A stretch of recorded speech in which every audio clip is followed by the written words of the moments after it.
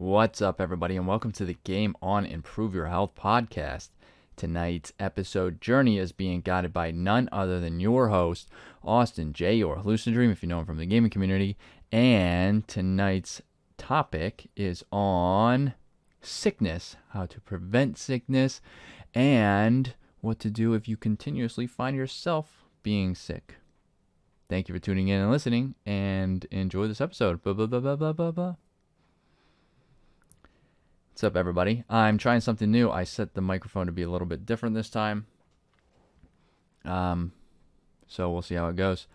It is a little closer to my face, so you might be able to hear my heavy breathing. So I appreciate that. Thank you for everybody who's tuning in. Tonight we're going to be talking about sickness in general. And ways to basically maintain your health to prevent sickness, especially in with the change of the season. That's mainly why I am starting this episode or going over this topic. This episode is because the change of the season is coming. It's continuously going from about 30 degrees to 70 degrees here where we are on the East Coast, and that's grounds for colds, right? Getting people sick. So we want to try to prevent that as much as possible, obviously. So I want to go over a couple things in regards to that, and hopefully, so a disclaimer: you can't prevent getting sick. Okay, if you're gonna get sick, you're gonna get sick. Okay, everybody's different as well. Some people are more prone to getting sick than other people, just from their genes, and how they carry themselves through the day, their microbiome, all of those things add up and contribute to that. So there's individual variances. Don't, take everything in that I say, obviously, for with a grain of salt. But all of these tips I'm about to go over are basically ways that are known and scientifically backed ways to help people prevent those events of becoming sick. Like the common cold is mainly what I'm talking about, but also headaches, constant runny nose. I'm not 100% sure on the background of combating allergies, but I do know that my allergies are nowhere near as bad as they used to be, and my asthma is almost non-existent. I mean, I notice my asthma maybe 2 times out of the year, and it's barely enough to make me use my inhaler, right? I have it for backup, of course, but so hopefully I can throw it out there. I do want to say I'm recording this one pretty late. I'm also posting this one pretty late. I apologize. All my days this week specifically have collided into one, and one giant long day. I literally had no idea. Yeah, I'm recording on Friday night. I had no idea it was Friday until I realized I didn't post the podcast, so I apologize. But hey, we're here. We made it. So it is later, so I'm not as energetic. I can tell. I'm sorry. Lack of sleep the past couple of days. That's why everything's been, combined into one. Before I go into the episode, though, I want thoughts. And before I say what I'm about to say, I want to apologize in advance. I'm not trying to offend anybody. I am genuinely interested and slightly concerned. The daughter and I got a gym membership, okay, so that she can go to a kids academy while I go work out. It's like the greatest thing to hit this earth. So now I'm going to this new gym, right? And she goes into the kid academy. And anyways, I'm seeing it's a nice facility. I love this facility. I'm seeing multiple people walk in the gym and do their workouts in pajama pants or pajama pants, however you may pronounce it. Where are the pajama pants coming from? Are you just, I'm confused. Are you just waking up and walking into the gym? Are you sleeping at the gym? Who here, please tell me, who wears pajama pants? And is it a comfort thing? Like, sweatpants is more normal, I think. The joggers are becoming normal, right? At first, I didn't really like the joggers. I will be the first to admit I thought those were stupid. Like, you put on these pants that look like sweatpants, sort of, type things, and then they're incredibly tight at the ankles. I love those pants now, I'm not going to lie. I wear them like every single day. But the pajama pants I haven't worn in a long time. I'm seeing people walk into the gym now. Many years ago, I wouldn't say it was that many years. Well, yeah, I guess it used to be like a thing. So is the fad coming back? Am I missing something? I want people's thoughts. Do you wear pajama pants when you go to the gym, when you do your workouts? Is it more comfortable? Do they not retain a lot of heat? I feel like they hold body heat in very well. I feel like that would be very uncomfortable. So I had to get that off my chest. I literally wrote that one down. And I don't write down many things. I wrote that one down because I was like, this is crazy. And again, I'm not trying to offend anyone, but I am generally interested in maybe I have to switch from joggers to pajama pants again, right? Only at the gym though, because if the wife finds out I'm wearing those all the time, she probably wouldn't be too happy. Plus, I don't want to embarrass the kid, right? She'd be like, "Hey, Daddy, you wear pajama pants. I look so nice." I know. That's the point. Anyways, let's get into it. Sorry about that. I think I'm going to start doing that. We're going to start chit-chatting about random stuff at the beginning. My random thoughts. That's it. It's going to be hallucinodream thoughts at the beginning. And we're going to get into the episode. Now let's get into sickness. I want to talk about this because it is changing. The season's changing. It's getting warmer. I love that. Finally, the kid and I were able to go on our walks again. Well, sometimes because like today it was misleading. Well, yesterday really was misleading because it was like 45 degrees or something, and the wind was actual ice cubes. It was crazy. I felt so bad. I brought her out. She fell asleep immediately. So she probably didn't even have any idea that she was freezing, but she was. And I felt pretty bad. But the wind was so cold that I was actually getting cold. Which is good, but still surprising. So we are excited to be able to get back to a walking routine, get outside, get some sun rays. We love that. She has her little baby glasses and her hat on. So adorable. But it is. The temperature is fluctuating hardcore right now. And with the hot and cold, that just hammers the immune system, the central nervous system. So the ability for people to recover from, potentially getting a cold starts to dwindle down because your body's trying to basically compensate from the temperature changes all the time. That's why really in the summer you shouldn't be running your AC in your car and then immediately getting out and going into or getting into the very hot sun. Like, right, you're going from 70 degrees to 100 degrees instantly and then doing something and getting back in your car or going to a store that's probably 70 degrees again. That your immune system's working overtime for that. Not many people understand or know that, but I learned that many years ago. I wasn't even an advocate for health at that point. I didn't really care too much like about longevity and all that stuff. It wasn't even a thought in my mind, but I did not ever want to get a cold. I didn't want to get sick. So when I found out that's what was doing, I stopped using the AC in my car. As a matter of fact, I stopped using it so much that the AC bothers me now. So I almost always have to have the windows down. That was a problem when we first had the baby, right? I still kind of don't open the windows that much because of her. I don't want the wind just rotating around the car, smashing her in the face. But yeah, I really stopped using my AC because of that. I didn't want my immune system to work harder than it needed to, my central nervous system, my whole body, right? Especially if I was going somewhere that I knew I was going to exert a bunch of energy, like work out, play a soccer game, whatever it may be. Yeah, I was a soccer player in the past. Man, miss that sport. Wish I could play again. I can. No wish. Eventually, I will. Maybe one of those rec leagues. What are they called? The boomer leagues. I'll be there soon. But age is just a number, of course. So there's a tip right there. There's my first tip is that you can not run your AC. Now the winter's a little different. You kind of want to keep the heat running, okay? So don't like freeze yourself out. The cold is good for you.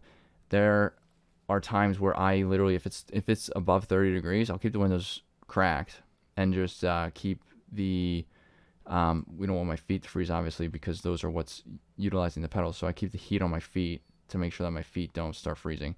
But I open up the windows, so I even don't use the heat sometimes, and that's to prevent again the immune system going in and out. Also, we'll get into this in another episode. I'm not sure we made this, but cold therapy, basically, there's a word for that. Why am I drawing a blank on it? But the cold water, cold air, that's incredibly beneficial for many, many, many different aspects of health. So there's a couple benefits to that. Some people, let's backtrack for a second. I want to get into really, I just ranted. It was all for good information, though. I really want to get into why I chose this, besides for just that. There are people that I'm encountering that they're always getting a cold, they're always getting a headache, they're always not feeling good, they're groggy, all this stuff, or they're in fear that they're going to get sick because someone's sick maybe around them, even though maybe it's someone that they live with, which if depending on how long they've been sick, if you haven't gotten sick, you're probably got a pretty good immune system, right? So I want to talk about that. Mainly I want to talk about it because if you are one of those people who you're always in fear of getting sick, that I think that's an indicator that you need to work a little bit on your health and wellness in regards to strengthening your central nervous system and your immune system to be able to handle and combat common colds and sicknesses and whatnot, right? You don't want to continuously live in fear that you're going to get sick. You don't want to, like, if let's say you live with relatives or your parents or your significant other, and one of those people gets sick, you don't want to have to live in fear that you're going to get sick too.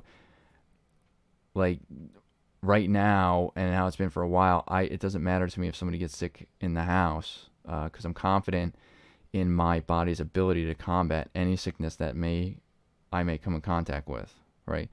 Because I'm working to be able to do that. I try to exercise, as often as possible. Well, not as possible within limitations, obviously, but I exercise often. I do resistance training. That's very beneficial for your health, your central nervous system. I try to monitor what I'm putting in my body, what I'm eating, what I'm drinking, especially. I try to minimize the sugars. These are all pretty good tips to help you improve that ability to combat colds and sicknesses. And those are some of the things I do often. I don't wash my hands overly amount. I mean, I have OCD. I wash my hands quite a bit. I've tried combating that. Almost nothing I can do about that. I'm sure I'll get that eventually, but I'll get it under control eventually. But I don't wash my hands like overly too many times. But I try not to. Just so I can allow my body to build that immunity to whatever germs I may be coming in contact with. So I try not to be a germaphobe, even though I know I am, as much as possible. And it's really good for me to do with my daughter, because she needs to build an immune system. She got sick the day or two after, just a little cold, which I knew was going to come after we went to the gym, right? I knew she was going to get sick, because she's now playing with a bunch of kids that she's never done before. So she has a whole saloon of germs that she's being in contact with that her body's just not used to. They're foreign to her right now. And that's okay. I knew that was going to be okay. I didn't realize it was going to happen so quick, which is fine. But she did. She got a runny nose. She got a little bit of cough. You could tell she was tired. She was cranky. But that's as bad as I felt at the time. I knew it was good, because now she's boosting that immune system of hers, which is... that's what we want, right? Especially when you're a young kid, or if you're on the other spectrum and you're getting older, you want to keep working on your immune system. So I know, I'm starting to see a trend where I rant a lot more the later it becomes at night, and I don't feel like I'm missing very much of the information I wanted to talk about, but I do know I'm ranting. But I do want to say I'm not going to drag this one out. I'm going to finish by saying, a couple things that can be worked on. for those who may feel, and everybody in general, but especially for those who may feel that they do, the change of weather really does get them sick often. They get a cold very easily. They're constantly having headaches and stuff. Check what you're drinking. Are you drinking enough water? Are you drinking too much caffeine? You can drink too much caffeine. Are you drinking too much sugar? Is there too much sugar in what you're drinking? I will admit, just recently I bought a couple of things that I thought were healthy, and then I get home and look at the sugar. By the way, I just want to throw this out there. That's the first thing I look at, is the sugar. I don't look at anything else. I look at the sugar content. That's my first indicator. If there's too much sugar in it, I don't even look at the rest of the ingredients. I don't care. If there's too much sugar, I put it right back. If there's not that much, then I go forward. But if there's too much sugar, that could start sparking headaches. Or if you're cutting out some of these things some of the days, I mean, that could be doing it. Like if you're going, or if you are just starting fasting, or you decide you want to cut caffeine out this week and the temperature is changing, I mean, that's going to hammer, right? So your immune system. So check what or try to be a little vigilant, pay attention. And if you're having a hard time remembering, keep a log for a couple days. Write down what you're eating, write down what you're drinking, and then you can go back and say, and then write down how you feel a couple different times through the day, like maybe right in the morning when you wake up. How do you feel when you woke up? Write down how many hours maybe you got of sleep. My watch does this for me. It doesn't write it down. It logs my sleep. In the afternoon, how do you feel after lunch, right? Immediately following lunch, and then maybe an hour and a half afterwards. How do you feel after that? If you feel terrible, or you feel like you're getting a headache, or maybe even getting sick, check what you ate, or drank, and see if you can work on that, right? That will help with sickness too. That'll help build an immune system, keep your immune system strong, your central nervous system, all of that. Make sure you're doing some resistance training. It doesn't even have to be often. It could be one time a week to start out, honestly, for 20 minutes or so, 10, 20 minutes, do a couple different workouts. Bodyweight workouts are easy to do from anywhere, and they are paramount to, fitness levels, right? I mean, you can do a squat. A squat is you are going to sit down and stand up your whole life. So doing a squat is just a necessity. You can do some push-ups, whether they are assisted push-ups up against a wall, or regular push-up, or on a chair or on a table. You can do some push-ups. You can do dips between chairs. I don't fully condone doing dips because they're bad for the shoulders. So make sure if you're doing them, we'll post a video on this. Make sure if you're doing them, you're very, very aware of your shoulder placement, and try not to, hurt those shoulders. But dips are good because you can do those with chairs, or right off the edge of a bed, or your stairs. I think I've done them on before. You can do planks for core and upper body. Actually, it's kind of like a whole body thing. Glute bridges too. There's a lot of that's technically resistance because you are doing your body weight. These will help with your immune system, your central nervous system, help combat all those negative effects you get from. Now, they won't fully take them away. And again, everybody has individual variances, right? So, but take what I say with a grain of salt, but it does help, and it'll help with your central nervous system, your immune system, and of course strength, right? And hopefully, if you're stretching afterwards too, and helping with mobility. And then get some walks in, get some cardio in. Make sure you're enjoying the weather too. Go outside, breathe in some fresh air. Go into the forest. It doesn't have to be a forest. Anywhere there's trees and dirt, go in there and just breathe that air in. That air is some of the most beneficial air.